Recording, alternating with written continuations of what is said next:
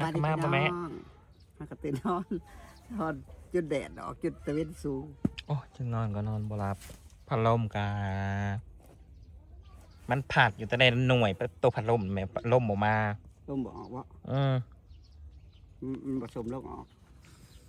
มันเป็นอะไรจะบอกตื่นนอนมาเลยกินข้าวแล้วกูจะลงไปนอนอยู่สูบมันจังเย็นนะเย็นเท่าไหร่ลมนะเอานั่งซะก่อนก็ว่ากับพี่น้องก่อนให้พี่น้องท่านลมเขาจะด่า7 โมงเศร้าเลยจะแดดเหรอพักกระเต็ดนะพักกระเต็ดบ่ได้พักแต่เศร้าพี่น้องเลยแต่ที่วันเที่ยงคืนที่มานอนพี่น้องปองปลาเขาแสดงพลาอีแม่จะดำหน้าป่ะไปกับพลาเกาเหลากับอีแม่เจ้าชิเต้นอีกบ่อื่นมันบ่มีเต้นเลยยากลุ่มลูกกินยาแต่ยามกลางเวรมันเลยในกระตุ้นบูปะเอาไปเอามาแล้วแผลหอดยาอันที่ฝีบาทนี่จะเป็นสารยาฮิพิบ่เคยกลุ่มเคยยังยาฮิพิก็เป็นกลุ่มเป็นนะกินแต่ยามกลางเวรเพราะว่าบูมันมาแบบนี้มันบ่มวนแล้วก็โตมันเคยเป็นยาฮิพิกับกลุ่มอะไรเขาเสียบกระมวลได้ดีเจเขาก็ได้รอพอดีเจนะดีเจก็รอนะนานลูกเถามาเอาเต้นแล้วแม่ใจโทรไปกินพันกระปุ้นแล้วไปกินพันกระปุ้นแล้วก็เลยมาตื่นนอนแล้วกินเขาแล้วแม่ใจว่าแม่ซ้อนมากินพันกระปุ้นแล้วก็เลยไปกินพันกระปุ้นแล้วปรับละมาเต้นได้ว่ากระปุ้นเรือลายเติบได้กระปุ้นนะมาเนี่ยไปกินพันกระปุ้นแล้วเล่าแล้วว่าคืนนี่กาลูกชายข่อยมาแล้วผู้เป็นดีเจผู้ไปเลยหน้าตาดีเนาะเราก็งามได้เท่าผู้นี้พี่น้องป้องปลายมาข่าวเรื่องพี่น้องประเด็นที่ถ่ายคลิปเมื่อคืนนี้ระหว่างอีเมซอนกับบักลางพี่น้องหลายคนนะเบิ่งแต่สื่อคลิปแล้วก็บ่ฟังซะบ่ฟังหน้าบ่ฟังหลังบ่ฟังกกปลายสาเหตุบ่ได้ฟังหน้าฟังหลังแล้วก็คอมเมนต์ไปก่อนมันเข้าใจบ่จริงๆพะแนวนะฟังสักก่อนพี่น้องแนวนั้นแหละบางคนนะบ่ได้ฟังหน้าฟังหลังมีแต่สักแต่อยากจะคอมเมนต์จะขอบใจในไลน์ที่คอมเมนต์นั่นพี่น้องแต่ว่าเฮาอยากให้ฟังให้มันเข้าใจก่อนที่ให้ที่บักลังกับอีเมลซ้อนแบบเก็บเสื้อผ้าเนี่ยกันอยู่นะเมื่อคืนนี่นะด้วยความที่แบบว่าให้มันสบายใจเข้าใจบ่นี่มันหลวงในใจอันนี้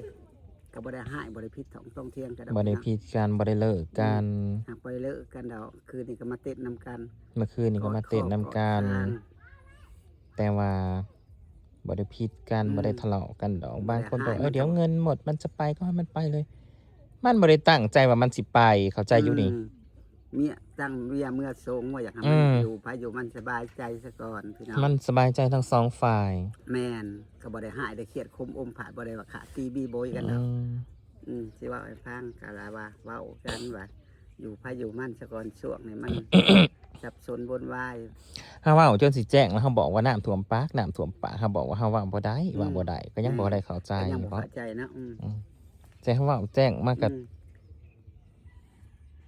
เอาง่ายๆเฮานะทุกมื้อนี่นะเฮานะบ่าบ่นะแทบสิมองหน้าลูกอีแม่ซ้อนบ่ติดแล้วพี่น้องเข้าใจอยู่นี่นะนั่นแหละทุกมื้อนี่นั่นเฮาจนมองหน้าลูกอีแม่ซ้อนน่ะจนบ่ติดแล้วเข้าใจอยู่เที่ยวบักล่างเมื่อนั่นยอดยังฮู้อยู่บ่สิเว้าบัดนี้นั่นสิเปิดเผยให้ฟังคักลูกอีแม่นะเราบ่ได้ยินดีที่อีแม่คบกับบักล่างนั้นเราบ่ได้ยินดีเขาเจ้าบ่ได้ยินดีตั้งแต่มือแรกจนเท่าปัจจุบันนี้เข้าใจบ่บาดนี่นะสิเปิดเผยเพื่อที่อะไรขี้กับฟังบ่ลูกอีเมซอนบ่ได้ยินดีที่อีเมซอนมาอยู่กับบักหลังนี่ก็เลยอีแม่ก็เลยให้พวกละเมื่อซะก็เลยแยกกันอยู่มันสับสนวนวายนะพี่น้องมันจังบ่ต้องอันนี้อีกกาบ่ได้เครียดคมอมผาดดอกกินยังได้กินยังกับคำว่ากับพวกแล้วนะบ่ได้มีปัญหากันดอกอย่าไปเข้าใจผิดว่าผิดต้องเถียงกันบ่ได้ผิดกันดอกกินเหล้าเมากินเบียร์นำกันจนแจ้ง สอดแจงน้ำกันเลยมื้อเช้า แจ้งก็เมื่อวันเสาร์เมื่อน้ำรัก อันแรก แล้ว นั่นแหละก็เลยอีเมซอนเราเราก็เลยทำแบบว่าเราบ่อยากให้ลูกเราอันยังเกาะ เสาชน อืม เสาชน อยากให้สบายใจมาสั้นๆเราก็เลยเอาให้พัวเราเมื่อเก็บเสื้อผ้าให้พัวเราเมื่อแบบนี้ซะ กาบ่ได้เครียดโคมอมผาดบ่ได้หายขาตีบีโบยผัว ก็บ่ได้ว่ายังเกาะมีเงินมีหยังแหละพอมันมีพอมีเงินพอเงินหมดแล้วก็กลับมา โอ้ยมันบ่ได้มีเงิน มั จั น ก บ่ บา ได้ ท มี เด้ เงิ อน จักขีด เดี๋ยวมันไปนะ คือนี่ก็มา มาอยู่ในอีเมซอนนี่ก็อีเมซอนก็บ่ได้มีเด้อสิบอกเมื่อวานนี่ก็น่าเล็กให้อัน200นะแม่ 200 พี่เลี้ยมให้100นึง เป็น300 เป็น300เมื่อวานนี่ก็ได้ 300กับพอดีไปแป้งโหลดไฟฟ้ากับ200กับแป้ง จะไปแปลงอยู่ใส่ พออีทิพย์มีแต่ เขาจะแปลงเป็น ของมันมีเครื่องยาม อ๋อ ตัวใดตายตัวใดยังมันแปลง ตัวใดสมันตายนะ อีหยังแล้วมันเป็นแงมแท็กซี่อันหนึงเลย อืม ถึงขามือขาตีมัน200ก็ยังเหลือ100เดียวพี่น้องบ่ ฮันแลอย่าให้ห้าว่าวลายอืม ว่าลายก็สิไปผ่าพิงลูกอีเมซอนเนาะ แม่น อัน เอาบ่ได้ ให้อยู่กันแบบสันติ แบบบ่ต้องให้ผ่าพิงกับผู้ใดหั่นนะ แม่น อืมก็แม่นอยู่ดอกเหตุผลของแต่ละคนมันบ่ได้คือกัน แม่น แม่นละวะ จิตใจก็ยังบ่คือกันผู้หนึงคิดอย่างหนึงผู้หนึงคิดอย่างหนึง ลูกอีเมซอนกับเหตุผลของเขาเจ้า อืม อีเมซอนกับเหตุผลของเรา แม่น มันบ่คือกันก็จะบอก มัน สำหรับเฮาน่ะอีเมซอนอยู่กับพวกน่ะก็อยู่ อืม ก็บ่ได้ว่าหยังก็บ่ได้มีปัญหาหยังสำหรับเฮานะ บ่ได้เครียดโคมอมผาดบ่ได้หายบ่ได้ด่ากันออกพี่น้องความสมก็บ่มีความเข้มก็บ่ใกล้ อืม เว้ากันดี เพียงแต่ว่าอีเมลเราอยากให้สบายใจหั่น ๆ เด้บ่ต้อง ยากให้สะดวก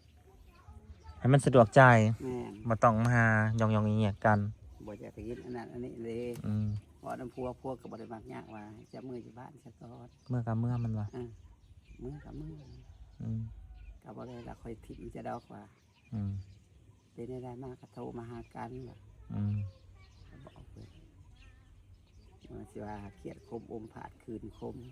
ที่ผ่านมาเฮาก็บ่ได้คอยถ่ายคลิปอีแม่ อืม เฮาบ่ได้ถ่ายคลิปอีแม่ก็บางหลังดนเลยได้ แม่นแต่เฮิงเนาะ จนลืมแล้วแม่เอ้ยตั้งแต่ตอนใดจนลืมแล้ว มันบ่ได้ ส่วนมากเฮาสิถ่ายแต่อย่างอื่นลุๆๆๆไปบุบๆๆไปแล้วก็แล้วนะบ่ได้คอยถ่ายคลิป เมื่อว่าสิว่ามีเงินมีทองบ่ได้มีดอกพี่น้องเอ้ยคือนี่อยากซื้อยาสูบก็ยังว่ายาสูบก็เบิดกันนี่ก็ซะ เวียกก็บ่ได้ลูกได้หลานดอกเวียกคือว่าผัวหิวแล้วก็เลยให้ผัวเพราะเป็นเป็นนี่นะพี่น้องเอ้ยบ่ได้ว่าเสื่องว่าซ่อน FC ว่าเขาจะกลับมาอยู่กันเหมือนเดิมไม่บ่ฮู้ ยังบ่ส่องบ่เห็นพี่น้อง เฮาตอบบ่ฮู้ เมื่อจากกันก็หลายครั้งหลายคนอยู่ว่าสิบ่ได้กลับมาเทื่อใดกับบ่ได้มาอยู่ แต่ละเถื่อไม่ผิดกันได้ ผิดว่าแต่ละเทื่อนะ แต่ละเถื่อมันผิดกันแห้งได้ อืม สาเหตุที่มันไปน่ะ หากัน แล้วกันแต่ละเถื่อนะบางเถื่อนะมันก็เมามาเพราะ อืม ที่ผิดกันที่มันไปน่ะอันนี้มันบ่ได้ดูด มาพัดพาไปบาไปอันนั้นบ่ได้บอกว่าจะมอถามมันก็ว่าบ่ได้คืน มันบ่ได้ดูดมันบ่ได้เสพดอกพี่น้อง อืม หลังจากนั้นมานะมันบ่ได้เส ได้ พ เป็นเดือน2 เดือนแล้วบ่ได้เสพมานะมันก็อ้วน เฮาจนลืมแล้วว่าเฮาบ่ได้ถ่ายคลิปแม่กับบักหลังแต่โดนแล้วเพราะว่าเฮากับไปมาก็อยู่น้ำกันซื่อๆคล้ายๆแบบมันจืดมันจางเนี่ยมันบ่ได้อัน แม่น จูบจ้าขึ้นแตะเก่าเนาะแม่ มันก็คือ แตะเก่านั้นแทบสิเลียกันกิน แม่นมัน เวลาถ่ายคลิป อันมันก็ว่าสมุดแหละก็มันเป็นคนเก่าคนแก่เด้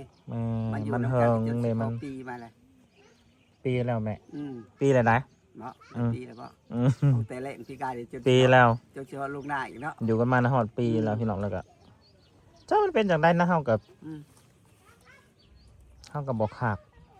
เฮาเลยบอกให้อีแม่แล้วไปอยู่นํมันหาอีแม่เราบ่ไป อืม บ่ไปก็แยกกันอยู่เราว่ะ อืม เราตัดสินใจเองนะเราแยกกันอยู่นะ แม่ เฮาน่ะบอกให้อีแม่น่ะไปอยู่นํมัน ไปอยู่นํผัวนะแล้วอีแม่เราบ่ไป ถ้าพวกก็อยากให้เมื่ออยู่แล้วเมื่อคืนนี่ ระวังตกโหลดเด้อหาน้อย ไม่ซ้อนคือยังบ่ได้ตัดสินใจไปอยู่ดอกพี่น้องพวกก็อยากให้เมื่ออยู่ได้มาแล้ว มันว่าบ่ ได้คำสั่นเขาเจ้าคือฮอดเขาก็มามันมาอยู่ อืม ทางไปว่ะ จากสินใดนั่นแม่เนาะ อืม ก็สิมาเคอะๆเขินๆมันบ่คือสะดวกคืออยู่ในนี่เด้เนาะ มัน เฮาอยู่ในนี่อยู่มาเป็นปีแล้ว มันอยู่ได้นี่มันก็มันหลวงหัวโมกหัวใจได้อยู่ในนี่ เมาก็บ่ได้ จัก ตอบแทน สิว่าจังได้ดีพี่น้องเอ้ยมันเว้ายากว่ะ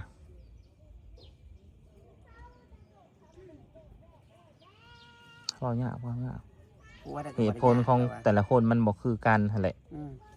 เว้าแล้วก็ได้เฮานะเข้าใจทั้งสองฝ่ายได้เฮานะสำหรับโตเฮานะเฮาเข้าใจลูกอีแม่ซอนแล้วเฮาก็เข้าใจอีแม่ซอนนะฮักบักหลังเฮาก็เข้าใจ อืม ลูกอีแม่ซอนนะเฮาก็เข้าใจความรู้สึกของเขาเจ้าเฮาเข้าใจได้ จ้ะแม่ เพราะว่าบางสิ่งบางอย่างมันก็โอ๊ยมันเป็นเรื่องละเอียดอ่อนนะมันเว้ายาก อืมจ้าหนังเนาะ เว้ายากไปเว้ยการสิมาเข้าข้างจับมันบ่แม่นจะพัดผิด อืมก็ผิดอยู่ อืม นี่จากลูกจากเต่ามา แม่นตัวนี้นะ แม่ มันผิดจริงแม่ตัวนี้นะ แม่ก็ว่าอ่านว่าแม่ผิดอยู่ แต่ผมมีความผิด เออบ่ ก็ ได้ เลยจ้ายาก ก็เลย แล้วบอกว่าเอาดีกว่า ตัวเองดี แต่เฮานะเห็นใจทั้งสองฝ่าย อ่า ก็คิดอันนั้นอยู่เฮาก็ อืม ค้นลุกอยู่เมื่อคืนนี้แบบจักเป็นจะใดเฮาอันแนมเบิ่งบางหลังอะตอนมัน อืม เก็บเสื้อผ้าอันเมื่อคืนนะเฮาหลดใจหายแบบคล้ายๆคือมันสิไปเลยนี่คือสิมันสิบ่กลับมาอีก นั่นแหละอาจจะว่า ของแต่ละเถื่อนะของผิดกันบางทีก็เมามาแล้วก็ไปเลย อืม บัดสวงเมาแล้วก็คืนมา พี่น้องเอ้ยเมื่อแต่ละเถื่อนน่ะซื้อลึงเสียงหลังได้ อืม อันชุดที่เมื่อนอนหน้าเลยครับเป็นซื้อลึง เป็นบ้า อืม บัดรอบนี้ผัดปกติบ่ได้อีหยัง บ่ เด้ ได้ซื้อลึงเสียงหลังแล้ว จ้ะ เว้ากัน จักเสียได้นำแม่นำมันเว้ายากเนาะ มีกายง่าย คันอยู่ก็ยาก อืม คันไปก็จักสิว่าจังได๋ ลาพอดีคอยสิมือส่งอาจจะอยู่นั่นไม่ง่ายใจสิมือบอกมือกับมือ เข้าใจอยู่หลายคนก็สิว่าความสุขของเราก็แม่นอยู่ความสุขนะอีแม่นะบางทีนะเราก็จะเกินหั่นเด้ อืม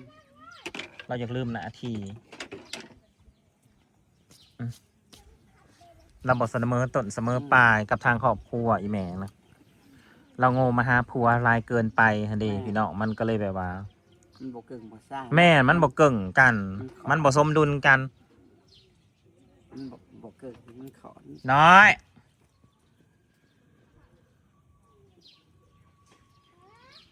ระวังตกโลดเออ เจ้าเด็กกับเพิ่งกินอันกับเพลจ้าก็ได้เจ้า ลุงกับลูกสิให้อีแม่ส่งให้กินอยู่เมื่อคืนนี่ กระเพาะนะ อ๋อก าแฟสองห กา น่อย แฟซองนั่น เออ ตั้งใจมาสิไปเต้นน้ำอีแม่เข้าใจแล้วบ่พี่น้องบ้านนี้นะเพราะฉะนั้นแล้วนะฟังซะก่อนพี่น้องเลย บ่ได้เสียง เฮาน่ะเป็นคนกลางนะเฮาเว้ายาก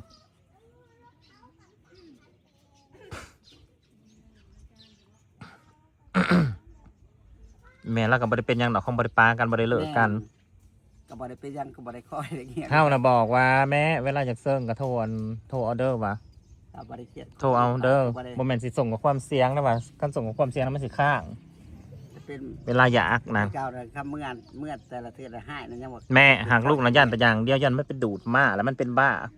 แม่ก็คือน้ำ ลูกยันแต่อย่างเดียวเขาแหล้ว หักษ อย่างอื่นลูกบ่ได้สน เจ้ อัน เจ้ อย่างอื่นลูกบ่ได้คิดนะมากมายดอก แม่อื่นแม่ก็บ่คิดแม่ อื ก็ ม คิดญาติแต่โตมานี่ อืม แต่เจ้าจะเป็นบารามลอยเด้อว่าเจ้าออกได้ อย่าจะไปดูดมาพี่น้องเอ้ย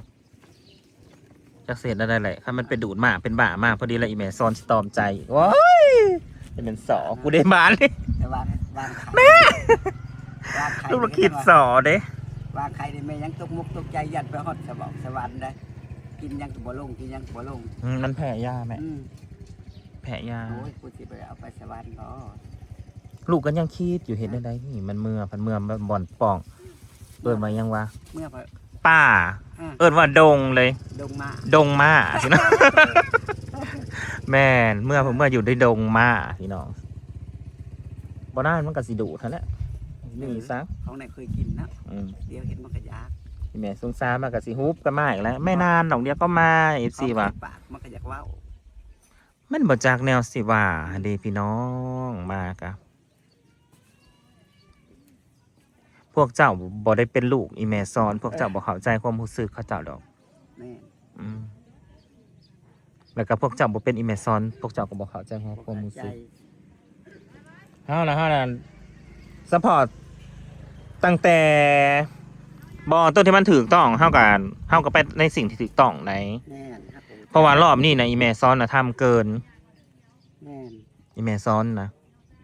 แล้วปลาเฮือนปลาซ่านอลีหั่นดี จนบอกไปสั่งบ่ จนบ่พี่สั่ง อันนี้เราทำเกินได้เราผิดจริงในรอบนี้นะ กระโทษตัวเองพี่น้องเอ้ย จนแบบว่าจนแบบเฮาหูความหูเฮาสัมผัสได้เลยว่าความรู้สึกมันอีแม่นะบ่คือเก่า เดี๋ยวพี่น้องว่าตามจริงเนี่ยเมื่อจะนั่ง อีหยังนั่นนะบ่มึงจะไปเฮ็ดหยัง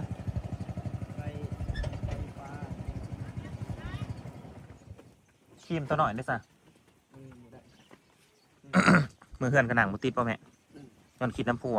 นี่จะอยากมา ลูกคิดว่าอีแม่นั้นบ่ได้ติดมันขนาดนี้ที่ผ่านมานะคือจังว่าแม่นอยู่ตะกี้น่ะติดอยู่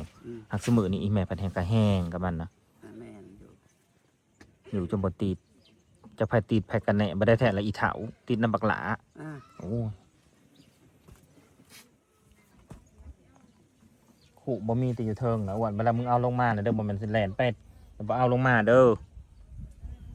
ก็เป็นเรื่องราวของอีแม่กับบักหลังพี่น้องเอ้ย